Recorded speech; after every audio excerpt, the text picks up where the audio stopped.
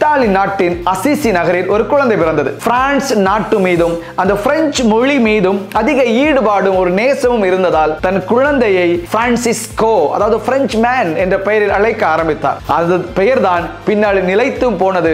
அவர்தான் பிரான்சிஸ் அசிசியா. ஒரு நாள் கனவிலே இயேசு கிறிஸ்து வந்து ஒரு கேள்வி கேட்கிறார். என்னை விட யார் உனக்கு சிறப்பானதை செய்து விட முடியும்? அந்த காட்சி, இந்த கனவுக்கு பிறகுதான் முழுவதுமாக தரித்திர உடை, ஏழை உடை அணிந்து நோன்பிருந்து பிச்சை எடுத்து சாப்பிட்டு தன்னுடைய வாழ்க்கையை பயணிக்கிறார். இந்த இயற்கை கடவுளுடைய அன்பை பிரதிபலிக்கின்றது என்று சொல்கிறார். விலங்குகளை கடவுள் படைத்து இருக்கின்றார், அதற்குரிய சுய மரியாதையை நாம் கொடுக்க வேண்டும் என்று சொல்கிறார். இந்த புனிதரின் இந்த 4 பண்புகளை தான் இந்த காணொளியில் உங்களோடு நான் பகிர்ந்து கொள்ள இருக்கிறேன். இதுவரை இந்த சேனலை சப்ஸ்கிரைப் செய்யாதவர்கள் சப்ஸ்கிரைப் செய்வதோடு லைக், கமெண்ட், ஷேர் செய்து மற்றவர்களும் இந்த அரிய தகவல்களை அறிந்து கொள்ள உதவி செய்யுமாறு உங்களை அன்போடு கேட்டுக்கொள்கிறேன்.